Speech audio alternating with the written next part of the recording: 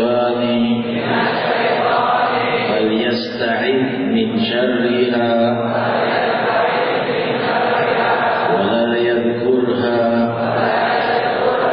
لأحد فإنها لا تضره.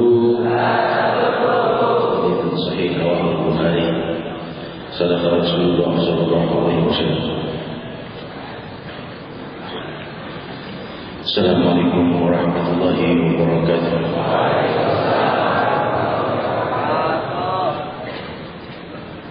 Hamdan lirabbin khassana bi Muhammadin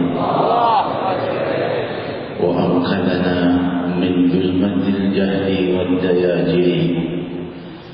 Alhamdulillahilladzi hadana bi'abdihil muftari man da'ana ilaihi bil idzni wa qad nadana labbaika ya man dallana wa hadana sallallahu wa sallama wa baraka alaihi wa ala alihi.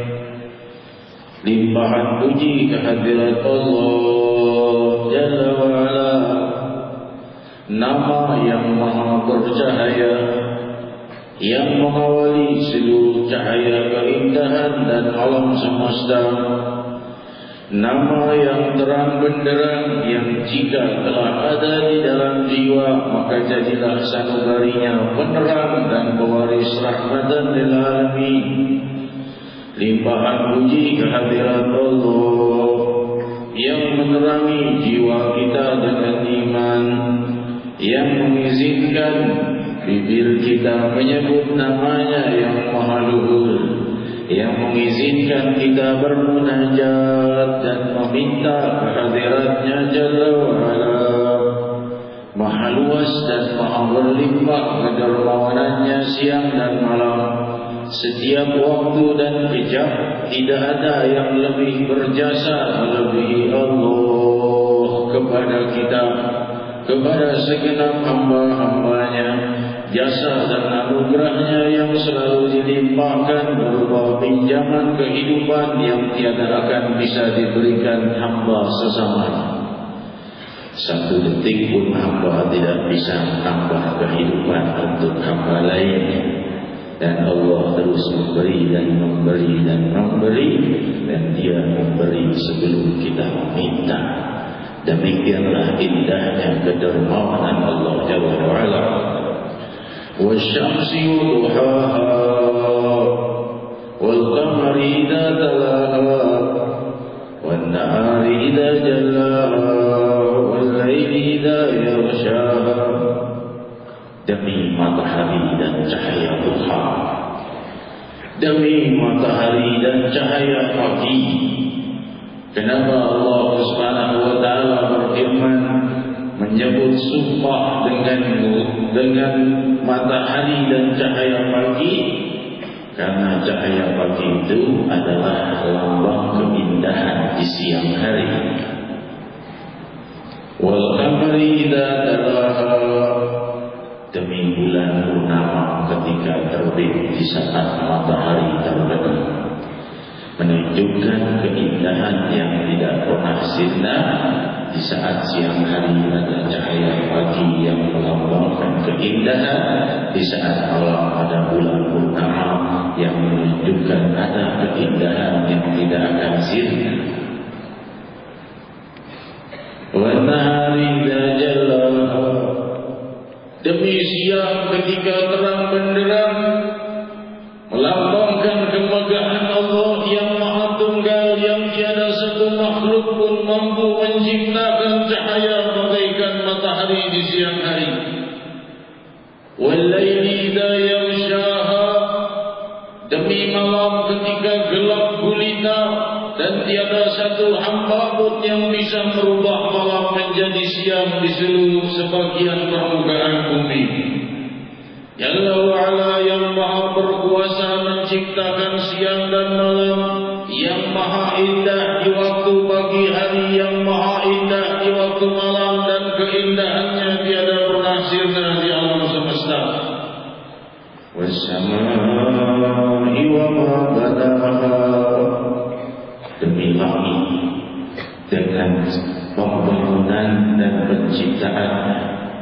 Bagaimana kita memikirkan langit itu dibangun oleh Allah Subhanahu wa taala, muncul dari cahaya kemuliaan kun fayakun, hingga berpijarlah seluruh alam semesta dengan bermiliar-miliar bintang di angkasa raya. Wassama'i wa ma banaha, demi langit dan penciptaannya. Jika kita renungkan kalimat ini hadirin hadirat, demi langit dan penciptaan, seluruh kemegahan dan keagungan seluruh planet yang ada di angkasa raya itu telah diceritakan oleh Allah dalam satu kalimat, wassama'i wa ma banaha. Segala keajaiban, segala keluasannya, segala hal yang menakjubkan dan tidak pernah tercapai apa masing-masing planet yang jauh itu, Allah telah merangkumnya dengan satu kalimat, demi langit dan penciptaannya. Wa ma banaha wal ardi wa ma tahaha, demi permukaan bumi dan yang hamparannya. Jika bumi itu dihamparkan oleh Allah Subhanahu wa taala, yang dikatakan para ilmuwan kita, dalam setiap satu jengkal tanah terdapat bermiliar kehidupan, yang setiap kehidupan itu milik Allah, yang setiap kehidupan itu diatur Allah, yang setiap kehidupan itu dilihat dan dibimbing dan dipelihara oleh Allah.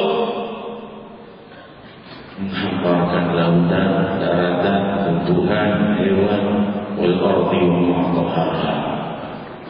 Semakin kita renungkan, semakin kita asyik kepada Rabbul Alamin. Tiadalah Allah Subhanahu wa taala menyampaikan sumpah-sumpah mulia ini demi memanggil kita untuk semakin dekat.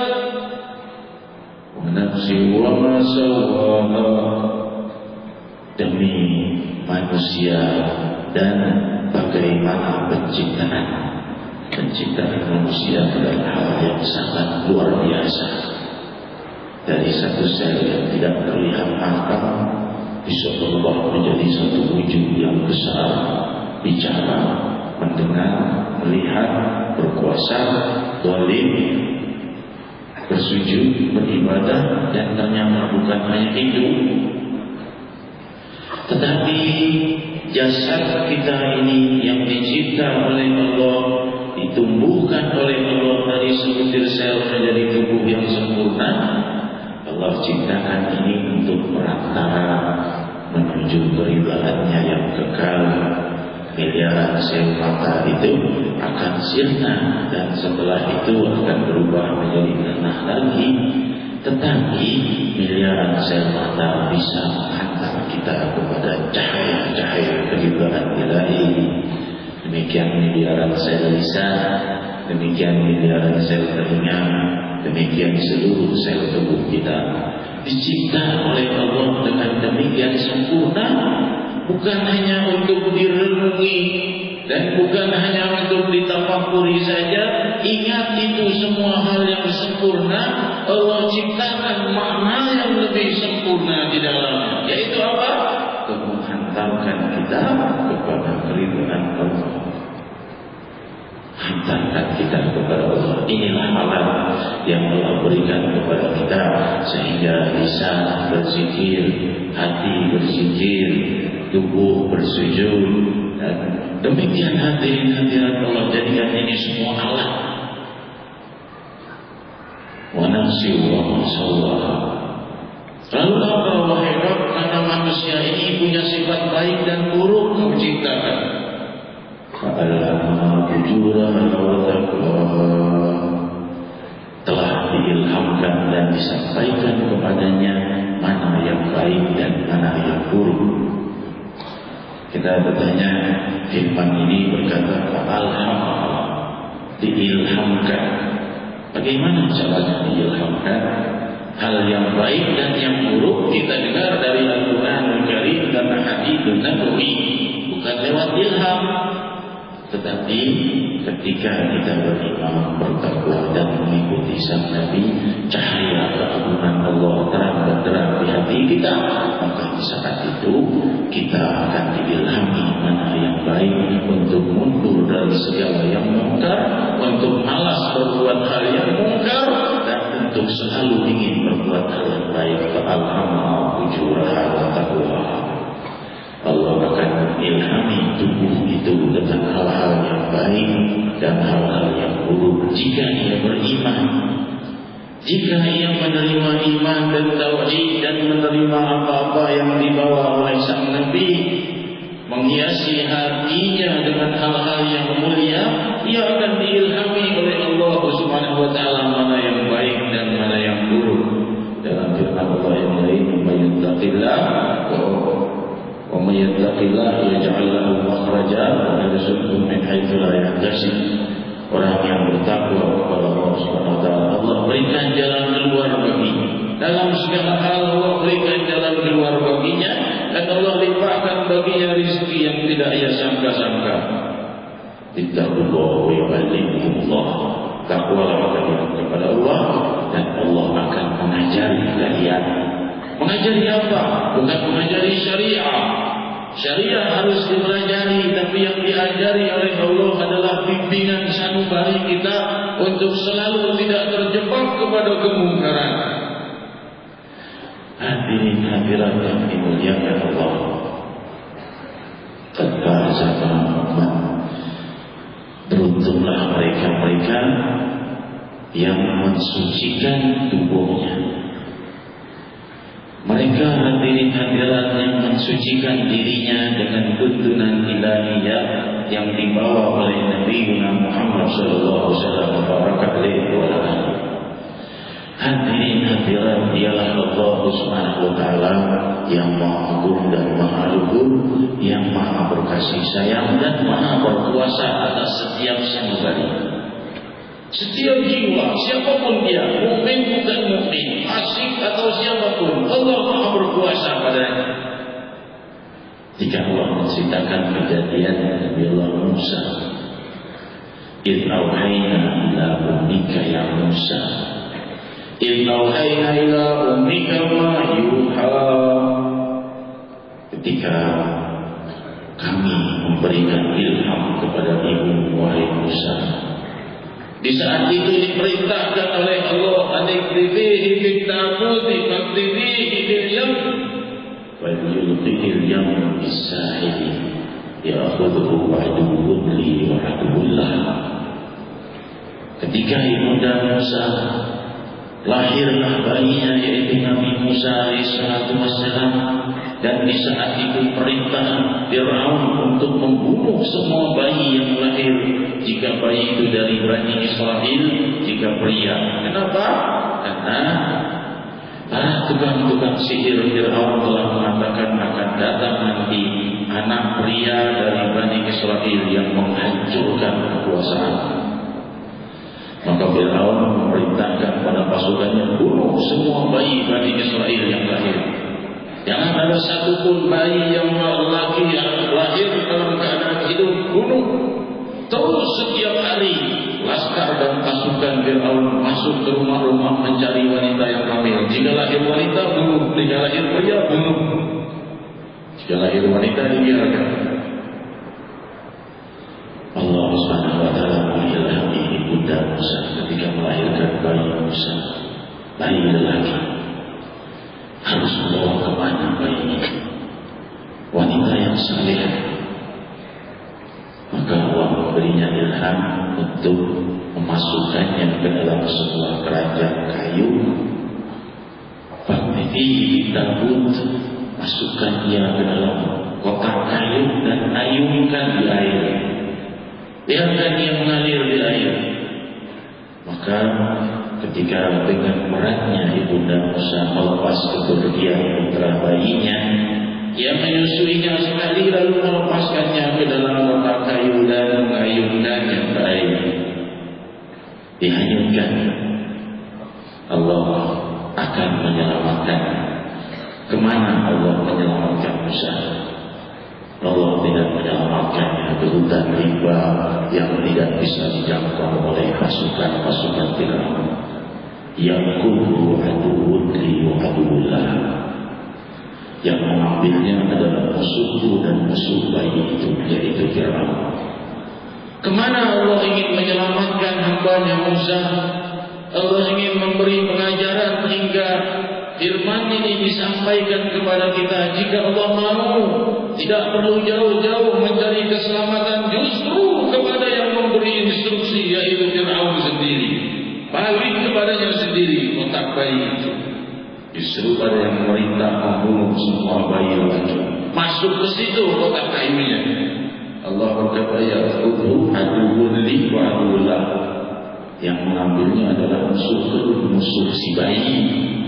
Allah tidak mengatakan musuh ibunya bayi, tidak juga mengatakan musuhnya Musa, musuh si bayi.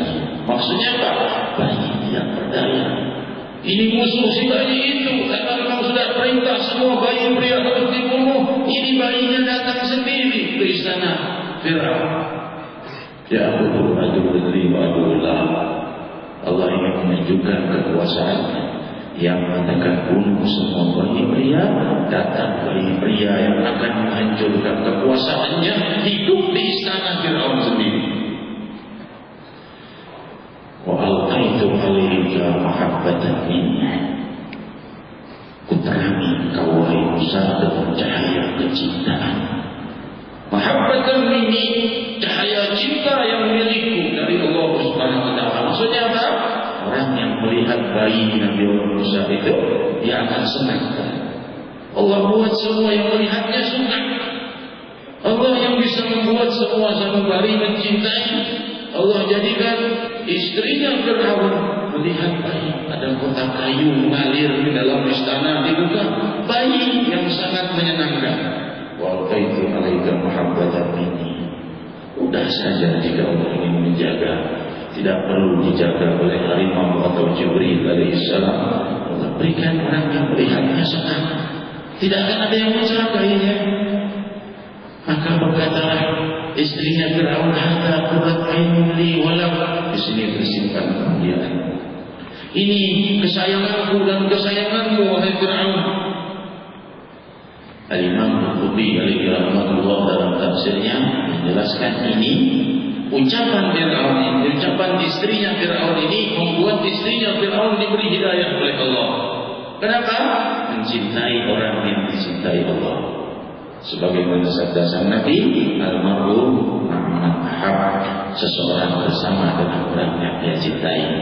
Istri Firaun, istri seorang raja yang paling zalim, yang berkata, ana rabbukumul a'la, akulah Tuhan kalian yang maha tinggi. Ini istrinya.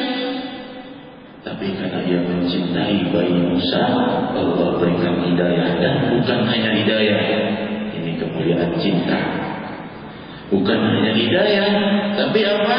Tapi Allah jadikan dia salah satu dari wanita termulia dari 5 wanita yang paling mulia dari seluruh wanita. Yaitu Sayyidatina Fatimah Az-Zahra, Sayyidatina Khadijah, Sayyidatina Aisyah, Sayyidatina Maryam, Sayyidatina Asia. Dalam riwayat lain masuk di sini Sayyidatina Hajar, istrinya Ibrahim. Dalam riwayat lain masuk Sayyidatina Hawa. Demikian hadirin hadirat, masuk ke dalam salah satu wanita yang paling dimuliakan Allah. Siapa? Istrinya Firaun. Kenapa bisa? Karena mencintai Musa. Bisa ya, aku yang akan menjaganya. Firaun kaget melihat ada bayi masuk ke dalam istananya, bayi pria. Jangan-jangan ini yang membawa kerusakan untuk kekuasaan. Tapi ketika ia melihat bayi itu, Allah jadikan dia menyenangi bayi. Musa tidak tega membunuhnya, Firaun tidak tega membunuhnya. Maka Firaun berkata, "Hadza qurra'ainillah waladi." Ya sudah, ini kesayangan wahai istriku, tapi bukan kesayanganku, kata Firaun. Ini karena Firaun menolak mencintai Musa, maka Firaun tidak mendapatkan hidayah. Kalau seandainya Firaun turut mencintai dan menaungi Musa saat itu, maka ia akan diberi hidayah oleh Allah. Tapi kesombongannya mengatakan, ada qurra'ainil laki wala waladi. yang itu. Tapi dia juga tidak tega membunuh. Dibiarkan hidup. Demikian Allah Subhanahu wa taala menjaga Musa, dan Allah tidak mengecewakan ibunya. Ibunya sedih, memerintahkan kepada putrinya, ikuti itu kotak air, larinya kemana? Mudah-mudahan ke tempat yang aman. Balik putrinya berkata, ibu, kotak kayu masuk ke istana Fir'aun. Subhanallah, tempat yang orang paling jahat yang memerintahkan semua bayi pria dibunuh, kenapa larinya ke situ? Allah Subhanahu wa taala ingin menenangkan ibunya Musa. Bagaimana Allah menenangkannya? Allah jadikan Nabi Musa tidak mau menyusui. Disusui siapapun tidak mau. Ini Fir'aun yang sudah memerintahkan untuk membunuh semua bayi, malah repot mencari orang yang bisa menyusui. Bikin sayembara, siapa yang bayi ini mau menyusui dengannya akan diberi hadiah, boleh tinggal di istana. Fir'aun ini menjadi orang paling bodoh, penuh kekuasaannya. Dia sendiri yang memerintahkan membunuh bayi, dia sendiri yang membesarkan bayi, dan bahkan mencari seorang wanita yang bisa menyusui. Sayembara diadakan, tidak ada satupun yang berhasil, sampai ibunya Musa sendiri menawarkan diri baru mau kepada ibunya Musa. Faradatnaka ila rabbika likai takirru aina. Ku kembalikan engkau kepada ibumu supaya dia senang. Balik kepada ibunya lagi. Fir'aun tidak tahu ini ibunya Musa. Mau menyusui dengan ibunya, Allah tahan bibirnya untuk tidak menyusui pada wanita yang lain. Demikian Allah berbuat dengan kehendaknya dalam segala keadaan. Hadirat yang dimuliakan Allah, betapa indahnya Allah membolak-balikkan keadaan. Orang yang paling benci berubah menjadi seorang pembela yang membesarkan. Musa alaihissalam setelah besar memang menghancurkan kekuasaan Fir'aun. Demikian Allah Subhanahu wa taala menunjukkan kekuasaannya, bahwa kekuasaan adalah miliknya, bukan milik raja-raja manapun di muka bumi. Hadirin hadirat, demikian indahnya Allah Subhanahu wa taala. Dan tadi dalam kalimat kita dengar, Inna ila ummika ma yuha. Ketika kami wahyukan kepada ibumu daripada wahyu-wahyu kami. Wahyu hanya untuk para nabi.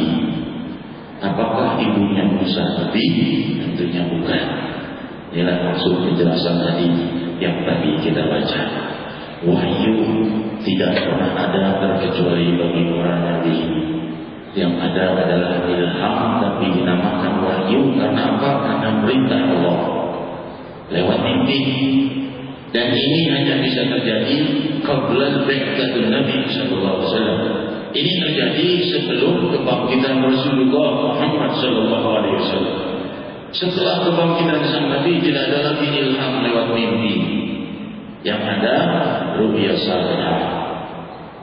Nah, kita baca hadis tadi, hadis yang sangat dimuliakan Allah Subhanahu wa taala, wa idza ra'a ahadukum ru'ya yuhibbuha fa innama hiya minallah. Kalau kalian bermimpi hal yang kalian sukai, maka itu dari Allah. Jadi jangan risau tentang mimpi buruk. Jika kalian melihat satu mimpi yang kalian sukai, itu dari Allah, falyahmadullah 'alaiha. Maka pujilah Allah Subhanahu wa taala, ucapkan alhamdulillah, walihadits biha. Boleh ceritakan kepada orang-orang kalau mimpinya baik.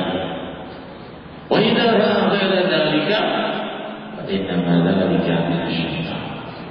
Kalau yang kau lihat, jika kau lihat hal yang bukan itu, yaitu hal yang berupa mimpi buruk, ra'a ghaira dzalika mimma yakrah, hal yang tidak ia sukai, mimpi yang menakutkan, mimpi yang menyedihkan, mimpi yang merisaukan, fa inna ma dzalika minasyaitan. Itu dari syaitan. Bagaimana cara menghindari mimpi buruk agar tidak membawa mudarat? Al-yasta'id biha. Berlindunglah kepada Allah dengan mengucap a'udzubillah minasyaitonir rajim. Berlindung kepada Allah kalau seandainya kita mimpi buruk. Fala yadhkur hali ahad. Sebaiknya jangan ceritakan pada orang lain. Fa innaha la tadur. Karena apa? Karena hal itu tidak akan membawa mudarat baginya. Ini hadirin salah satu kebesaran dari hadis Nabi kita Muhammad SAW. Karena mimpi buruk bisa membawa hal yang buruk. Tapi karena sudah Nabi berkata bal yastahi, maka bertawudlah kalian kepada Allah. Jika kalian mengucapkan a'udzubillahi minasyaitonir rajim min hadhihi ru'ya, atau dengan bahasa Indonesia aku berlindung kepada Allah daripada buruknya mimpi ini, maka dia tidak akan bisa membawa mudarat. Hadirin hadirat yang dimuliakan Allah, Rasul sallallahu alaihi wasallam bersabda diriwayatkan dalam Sahih Bukhari, "Ar-ru'yal hasanah min ar-rajul salih juz'un min sittatin wa arba'ina juz'an min an-nubuwah." Mimpi dari orang yang saleh itu adalah salah satu dari 46 bagian kenabian. Al-Imam Ibn Hajar Al-Asqalani di dalam kitabnya Fathul Bari di Syarah Sahih Bukhari mensyarahkan makna hadis ini yang kita baca dan hadis yang baru saya sampaikan bahwa mimpi para nabi adalah wahyu. Mimpi orang-orang yang saleh sebagian besar adalah benar. Kalau orang saleh yang mimpi, karena sudah dikatakan oleh sang Nabi tadi, mimpi orang yang saleh itu adalah salah satu bagian dari 46 bagian kenabian. Bukan berarti dia menjadi nabi, akan tetapi merupakan salah satu 46 kemuliaan yang diberikan pada para nabi, diberikan pada hamba yang saleh. Satu di antaranya mimpi orang yang saleh. Jadi sebagian besar mimpi itu kalau orang saleh yang mimpi benar. Imam Ibn Hajar mengatakan mimpi itu punya martabat. Mimpi para nabi wahyu, mimpi orang yang saleh sebagian besar benar. Kalau seandainya mimpi orang-orang yang biasa bisa benar, bisa tidak benar, jangan terlalu dipercaya. Kalau mimpi orang yang fasik lebih banyak tidak benar, karena jiwa itu bagaikan cermin. Makin gelap hatinya, makin gelap pula alam mimpinya. Tapi tidak menutup kemungkinan mimpi itu benar, walaupun kecil kemungkinannya, walaupun dari kafir, walaupun dari yang non muslim, bisa juga benar. Karena sebagaimana di Al-Quranul Karim, daripada temannya Nabi Allah Yusuf alaihissalatu wassalam di dalam penjara bermimpi ini dan itu, dan mimpi itu benar. Maka banyak dari lainnya dari Al-Quran juga dan juga di dalam hadis Nabawi, mimpi orang-orang yang non-muslim itu pun bisa saja benar.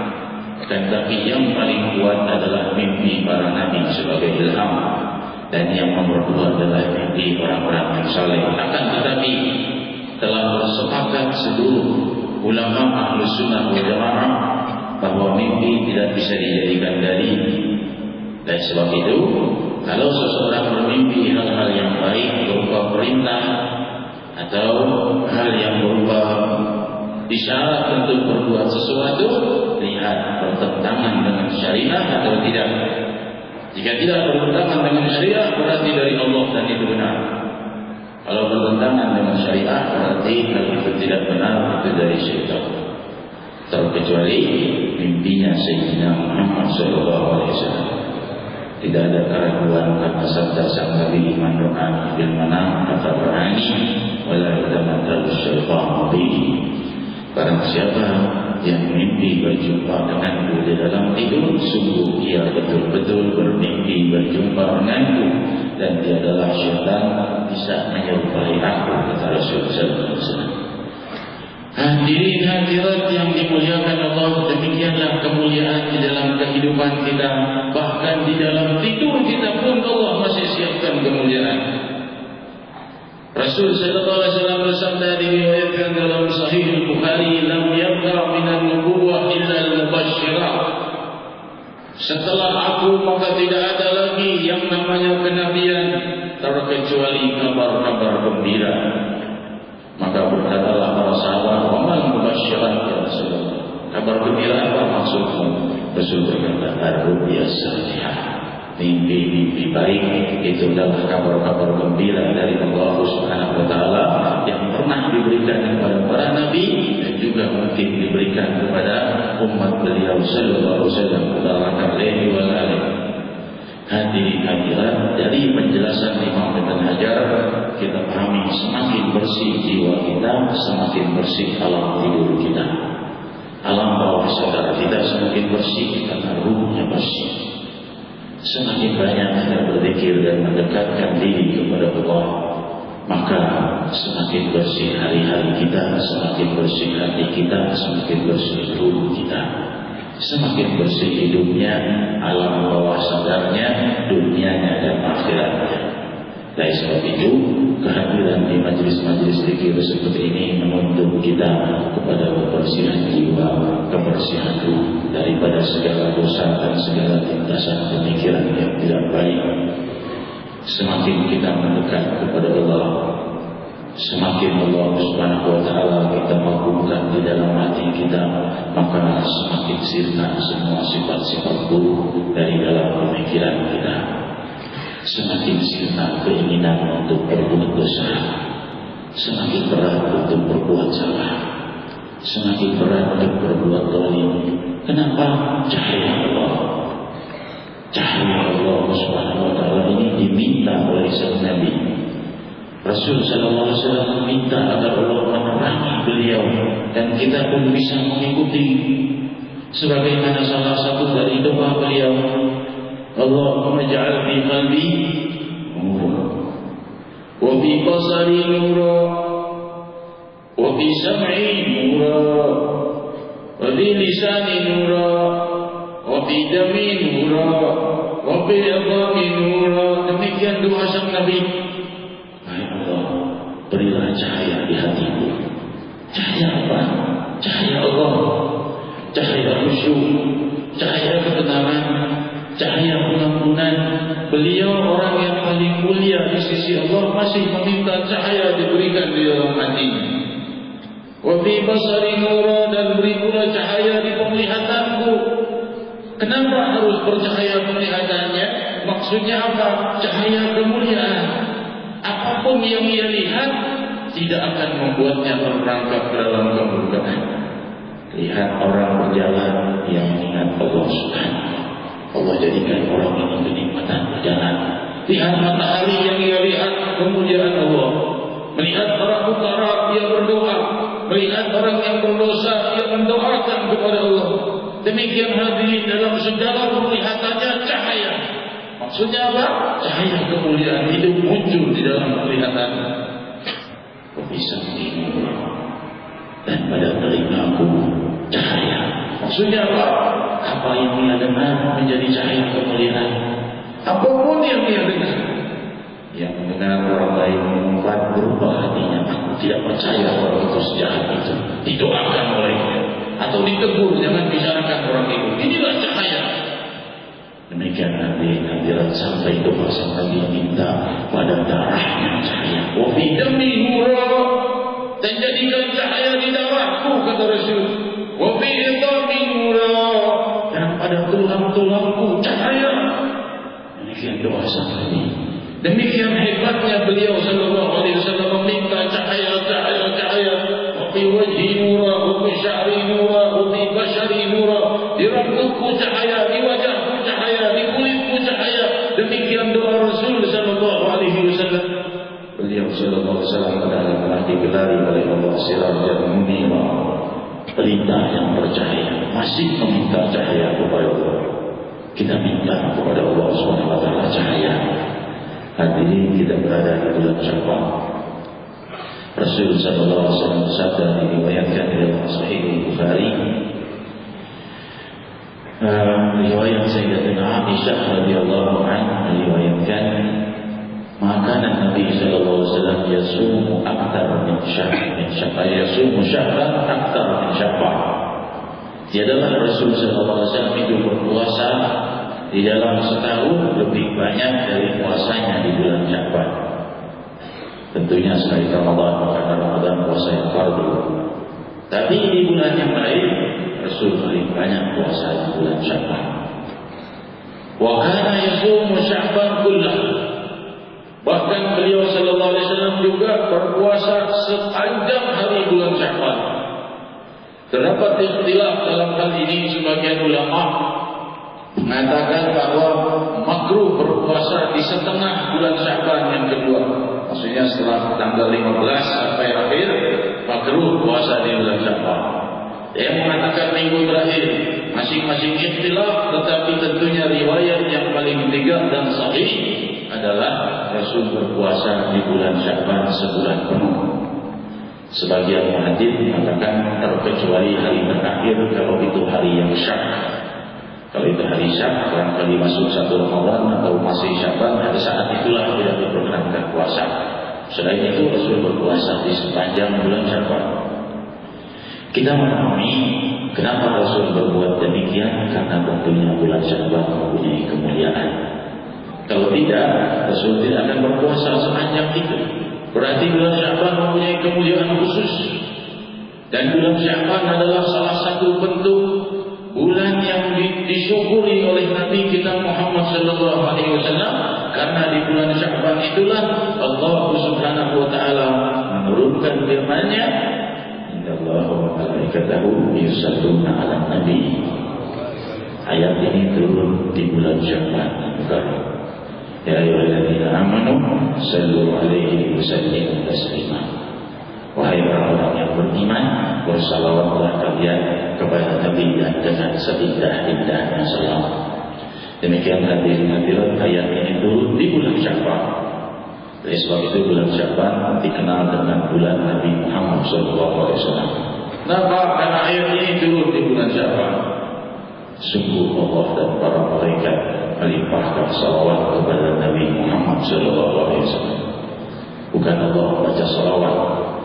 Allah Subhanahu wa taala melimpahkan salawat itu maksudnya melimpahkan rahmat. Kalau malaikat mendoakan Nabi, demikian pula kita mendoakan kalau Allah melimpahkan.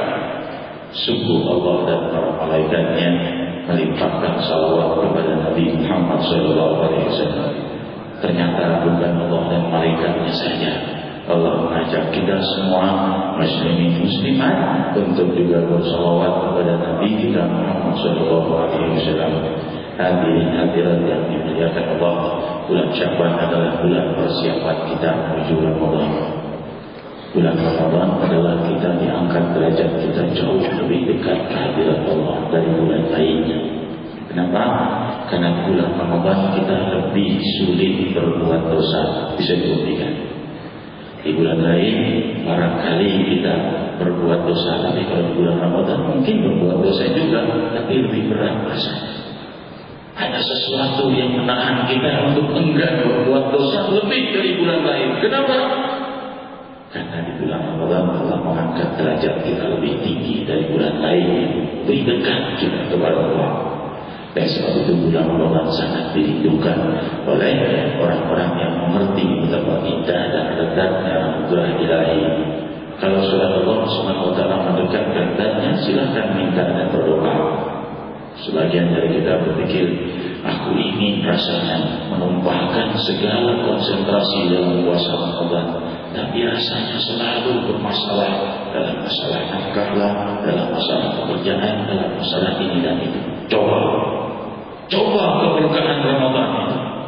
Coba lakukan puasa Ramadan dengan berusaha dengan sempurna, dan kau berdoa kepada ya Rabb, aku berusaha menyempurnakan puasa farduku Ramadan, tapi aku mohon kau sempurnakan dan benahi keadaanku setelah Ramadan.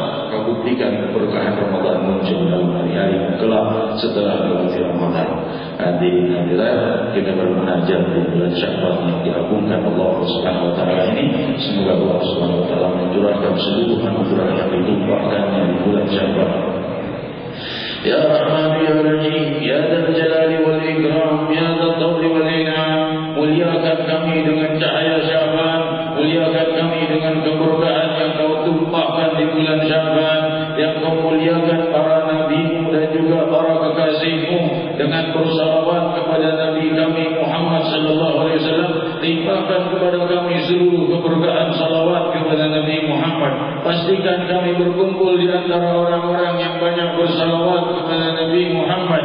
Ya Rahman ya Rahim, kami telah mendengar sabda Nabi Muhammad sallallahu alaihi wasallam wa baraka alaihi wa ala alihi, aqrabukum ilayya manzilatan yaumal qiyamah aktsarukum alayya salat, bahwa kedudukan orang yang paling dekat kepadaku di hari kiamat adalah yang paling banyak bersalawat kepadaku. Hadirin hadirat, karena dengan kita memperbanyak salawat, Allah akan penahi kehidupan kita, Allah munculkan ketakwaan pada kita, Allah bimbing kepada kesempurnaan hidup hingga kita wafat sebagai ahlul khusyuk, sebagai ahlul sujud, sebagai ahlul iman, sebagai ahlul taqwa, sebagai ahlul ibadah, sehingga berhak duduk dekat dengan Nabi Muhammad sallallahu alaihi wasallam wa baraka alaihi. Ya Rahman ya Rahim, muliakan jiwa kami dalam mencintai salawat kepada Nabi Muhammad. Ya Rahman ya Rahim, yang telah mengundang sang Nabi untuk menghadap kehadiranmu di malam Mi'raj dan memuliakan beliau di bulan Sya'ban dengan kemuliaan salawat, muliakan kami umat Nabi Muhammad sallallahu alaihi wasallam dalam puncak-puncak kemuliaan, limpahkan kepada kami rahasia kebahagiaan, terangi hari-hari kami dengan cahaya keluhuran dan cahaya pengampunan. Ya Rahman ya Rahim, kami memanggil nama-Mu yang maha luhur, nama yang maha abadi, nama yang maha menyempurnakan dan membangun langit dan bumi. Wa qulu jami'an ya Allah ya Allah ya Allah ya Allah ya Allah ya Allah ya Allah ya Allah ya Allah ya Allah ya Allah ya Allah ya Allah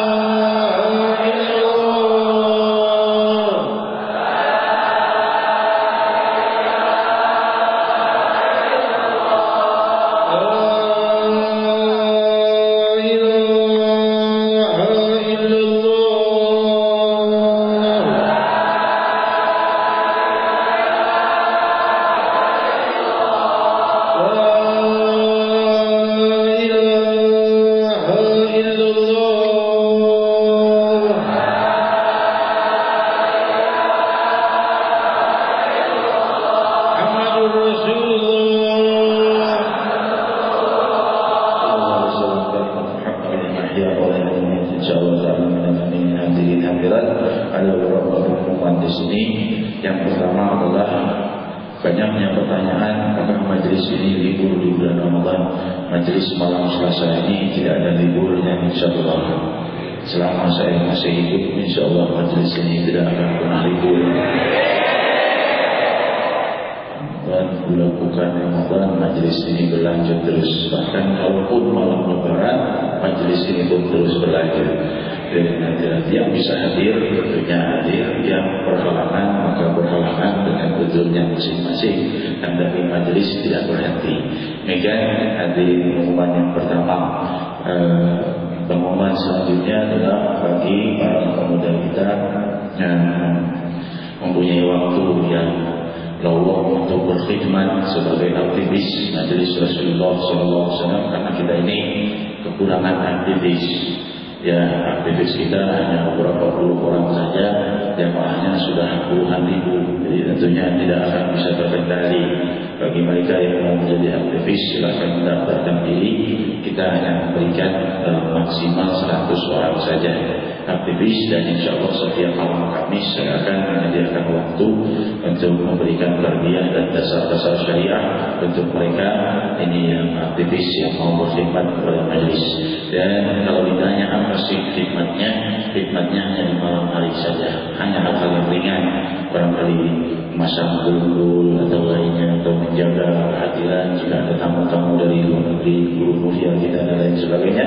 Tentunya aktivitasnya hanya di malam hari, bukan di siang hari tidak ada aktivitas. Jadi mereka yang barangkali tidak ada kesibukan atau pekerjaannya juga tidak terlalu sibuk atau sekolahnya, kuliahnya tidak terlalu sibuk, maka silakan ikut bergabung. Jika mau kita batasi hanya 100 personil saja, nanti akan diberikan tarbiyah khusus setiap malam Kamis. Demikian hadirin hadirat yang dimuliakan Allah. Pengumuman selanjutnya adalah mohon doa dari hadirin hadirat sekalian, karena majelis ini akan mengadakan tabligh akbar malam Nisfu Sya'ban, tepatnya malam Sabtu tanggal 15 Agustus 2008, Jumat malam Sabtu. Kita akan bikin majelis Nisfu Sya'ban sebagaimana biasa, membaca Yasin 3 kali lalu berzikir ya Allah 1000 kali. Namun kali ini kita independen saja. Mari kita sudah mengundang para pejabat untuk hadir, sebagian hadir, sebagian tidak hadir. Tapi kali ini kita barangkali independen saja, tidak mengundang para pejabat supaya agak lebih tenang dalam zikir kita. Mengundang para pejabat bukan karena lain kecuali karena dakwah juga, merangkul mereka untuk berzikir bersama kita. Tapi tidak perlu setiap waktu kita menyebutkan mereka untuk hadir. Kali ini malam Nisfu Sya'ban kita barangkali kita saja ya, masyarakat insyaallah yang mau hadir, kita lalu baca zikir ya Allah 1000 kali. Dan majelis akan dimulai pukul 21 malam Sabtu 15 Agustus malam Nisfu Sya'ban malam Sabtu. Dan mengenai tempatnya sampai saat ini kita belum menentukan satu tempat, karena yang kita dengar malam Rabu yang lalu Masjid Ad-Din ini sudah tidak bisa menampung juga kalau acara-acara besar ya. Karena banyak yang mengeluhkan tidak kebagian tempat, bahkan sampai ada yang sudah jauh di luar masih padat juga.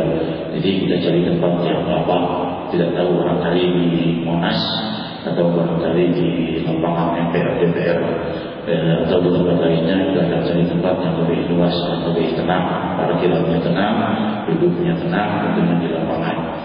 Dan mohon doa karena ini masih dalam rencana dan masih dalam digarap. Insyaallah Allah Subhanahu wa taala sukseskan acara ini.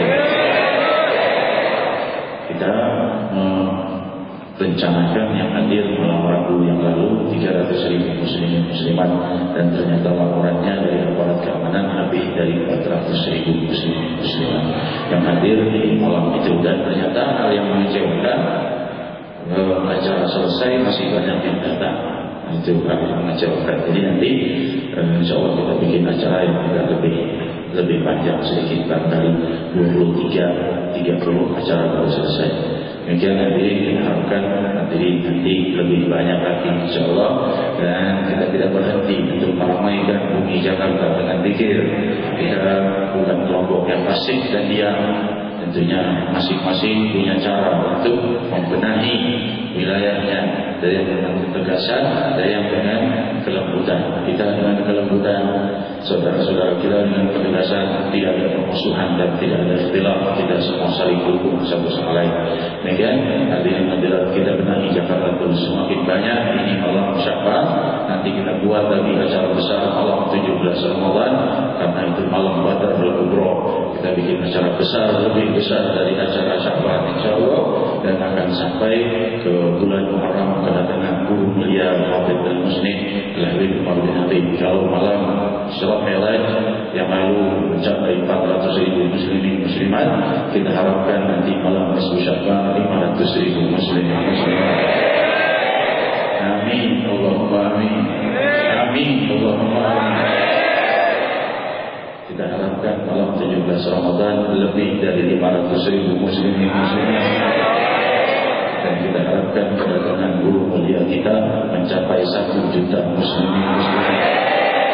Amin Allahumma amin. Kabar acara malam Rabu yang lalu telah disampaikan kepada beliau, dan beliau meneteskan air mata gembira mendengar Wakil Presiden hadir bersama 400.000 muslimin muslimat menyebut ya Allah sebanyak 1.000 kali. Beliau menangis dan mendoakan kita. Alhamdulillah. Dan demikian umat yang saya sampaikan. Selanjutnya persidangan tutup.